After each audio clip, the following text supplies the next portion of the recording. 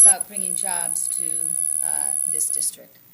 And I see what I have done in the past as contributing to that already.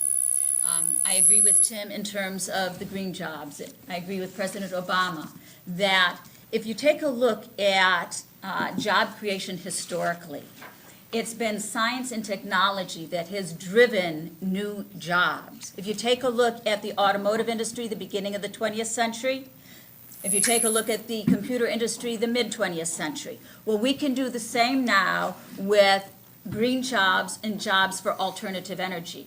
And we do have the opportunity in this district to do exactly that. There are a number of industries, small businesses, startups, that are trying to bring green jobs into this district. As a member of the biology department at Moore Park College, I've been actively involved in the biotechnology program. And the biotechnology industry is a burgeoning industry in this district. We have Amgen, we have Baxter Healthcare, and we have a number of startups as well in biotech. And what we do in the biotechnology program at Moore Park College is we train workers for that industry. Those industries came to the college, said, we want to start our companies here. We want to bring biotechnology to this district. And in conjunction with Moore Park College, we have trained people who can go into that industry. And so we need to work with our educational institutions to begin training folks for these jobs.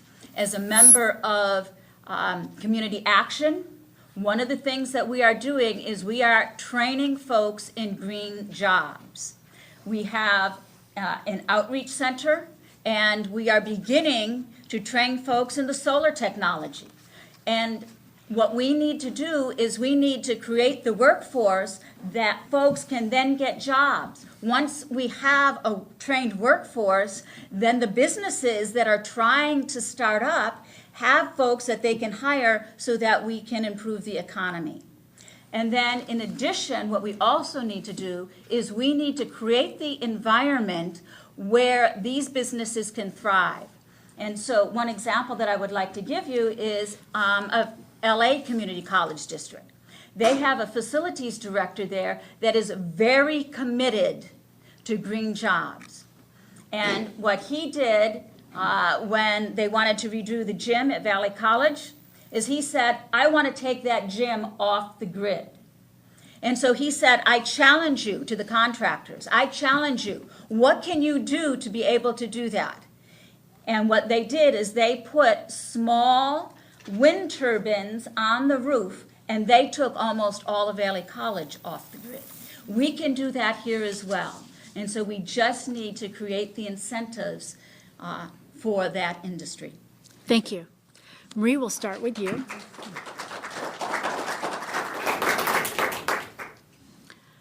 Much of the American public has lost faith in the integrity of their representatives due to the scandals and the role of big money in campaigns. Congress approval rating is at an all-time low. What will you do to rebuild trust in the voters?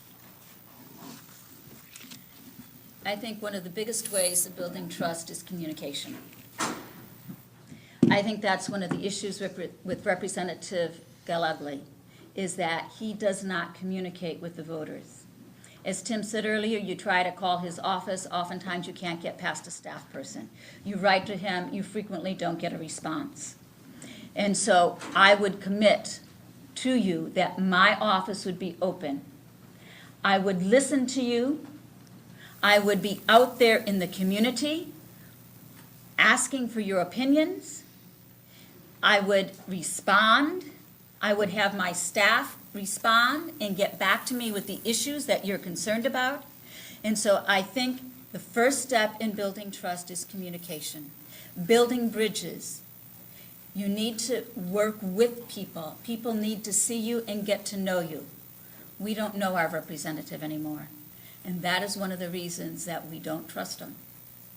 So I think communication and getting to know me. Thank you. Tim. I think it's about integrity and communication. I was the first, and as far as I know, to this point, the only candidate to sign the Clean Campaign Pledge. I believe that we must reflect the conduct which we want to serve in public office during every aspect, including during a campaign when things can get heated. I think a public servant must serve the public. Unfortunately, what we've received from Congressman Gallagher has been an individual who seems to be afraid of the public. He doesn't hold any town hall meetings. He doesn't appear to public forums, to public meetings, unless they seem to be stacked with those who agree with him. I'm a little bit different. I actually like people. I have no problem with town hall meetings. I think those kind of settings are essential for a representative to know and to understand what the public is thinking. How would he know how to vote on the health care bill if he didn't go out and talk to his constituents?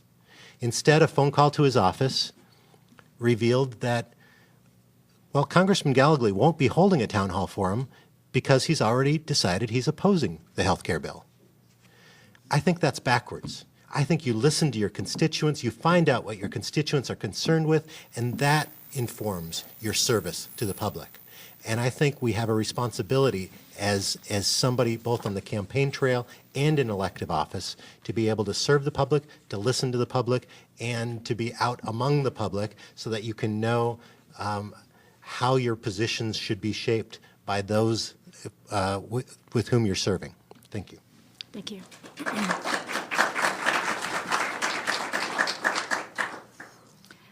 Okay, Tim, what is your position on the Santa Susana Field Lab cleanup, and what will you do to make sure toxic waste is removed as soon as possible? Well, I'm a very strong environmental candidate. I am currently the chair of the Environmental Caucus of the California Democratic Party. I'm a candidate. I ran an environmental nonprofit for 4 years. I'm the candidate who's endorsed by both the Sierra Club and the League of Conservation Voters. So in terms of the Santa Susana Lab, I think we need to be cleaning things up as soon as we possibly can. I am frustrated with the pace of cleanup. I think the cleanup needs to happen. Immediately, and I think that we need to be exerting every possible source of pressure we can on making sure the cleanup happens. The neighbors certainly want it. The community wants it, and a member of Congress can exert significant pressure on making sure that cleanup happens rapidly. Unfortunately, Congressman Gallagher has been lax in this area. If fortunate enough to be elected to Congress, I would be providing significant oversight to make sure that happens, and every possible pressure that I can bring to bear as a member of Congress on making sure that the cleanup happens quickly. Thank you. Marie, same question. So what is my position on Santa Susana Field Lab? I think that we all agree that this needs to be cleaned up as soon as possible. I have been attending meetings on the Santa Susana Field Lab. I was at a meeting last week with the California State Toxic Waste Department, addressing the issue of how are we going to clean this up, what is going to be the pace of it, and how can we make sure that it happens. So as a member of Congress, like Tim, I would put pressure to make sure that it happens and that it moves quickly. At this particular meeting, that was one of the questions that the community members asked, is it's been there for 20 years. When are you folks going to get moving on it? We want to hear what is the action that is going to happen. You know, we're tired of meetings. We're tired of you coming and telling us, you know, we're going to study it some more. Well, we've studied it. We know it's a problem. Now let's take care of it, and let's make those responsible to get out there and do that.